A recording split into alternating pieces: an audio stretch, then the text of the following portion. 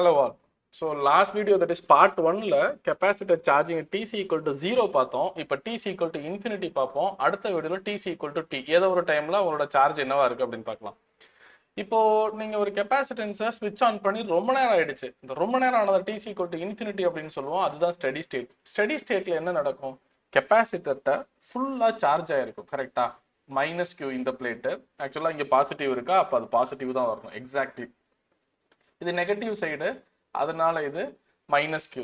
So இவங்க எவ்வளோ நேரம் சார்ஜ் ஆவாங்க? கண்டிப்பாக கெப்பாசிட்டன்ஸ் பேசிக்ஸில் படிச்சிருக்கணும். கீழே உள்ள பொட்டன்ஷியல் டிஃபரன்ஸும் இந்த பிளேட்டுக்கு நடுவில் உள்ள பொட்டன்ஷியலும் ஈக்குவல் ஆகுற வரைக்கும் சார்ஜ் நடக்கும். பக்கா? சரி. அப்போ கியூஸ் ஈக்குவல் டு விசி. கரெக்டா?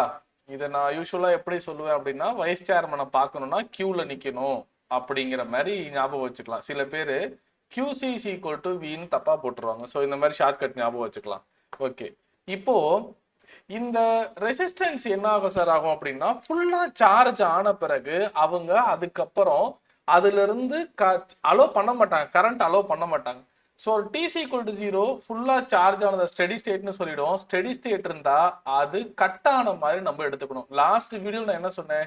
t is equal to 0ல ஒரு கெப்பாசிட்டன்ஸை நீங்க ஒரு வயரா ட்ரீட் பண்ணணும் அப்படின்னு சொன்னேன். இங்க ஸ்டெடி ஸ்டேட்ல ஒரு கெப்பாசிட்டன்ஸ் ஃபுல்லா சார்ஜ் ஆனதை நீங்க கட்டான சர்க்கியூட் மாதிரி எடுத்துக்கணும். எப்படி அப்படின்னா, இப்போ அந்த கெப்பாசிட்டன்ஸ் இருந்த இடத்துல இனிமே அவங்க சார்ஜை வாங்க மாட்டாங்க. தட் இஸ் கரண்ட் ஃப்ளோவே இருக்காது. இதுதான் அதோட ஈக்குவலன்ட் சர்க்கியூட். இப்போ இது என்ன டைம்ல நடக்குது? t is equal to infinity. என்ன ஸ்டேட்னு சொல்லுவோம்? ஸ்டெடி ஸ்டேட்னு சொல்லுவோம். ஆஃப்டர் லாங் டைம் சுவிட்ச் ஆன் பண்ணதுமே ஆஃப்டர் லாங் டைம் அப்படின்னு சம்ல கொடுத்துருப்பாங்க. இப்போ இதுல கரண்ட் டிராவல் ஆகுமா? ஆகாது. இது கட்டா இருக்கு. அப்ப இந்த சர்க்கியூட்ல போற கரண்ட் என்னன்னு கேட்டா என்ன சொல்லுவீங்க? IC equal to 0. கிட்டத்தட்ட ஆஃப் ஆன ஒரு சர்க்கியூட் மாதிரி இருக்கும். அதனால ஸ்டெடி ஸ்டேட்ல கெப்பாசிட்டன்ஸ் இருந்தது அப்படின்னா அந்த இடத்துல நீங்க அதை கட் பண்ணி விட்ட மாதிரி எடுத்துக்கணும். This is very important. இப்போ ஒரு ப்ராப்ளம் பார்க்கலாம். ஓகேவா?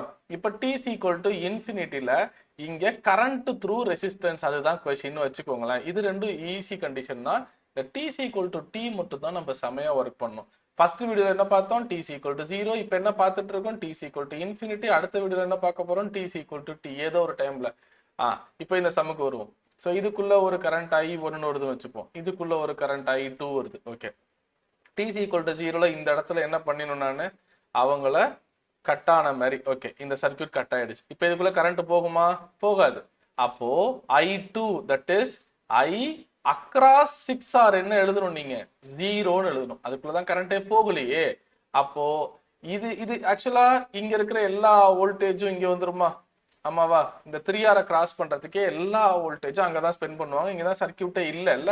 அப்ப I1 is equal to அது வழியா போற வோல்டேஜ் டிவைடட் பை அதோட resistance. So the answer is I1 is equal to V by 3R.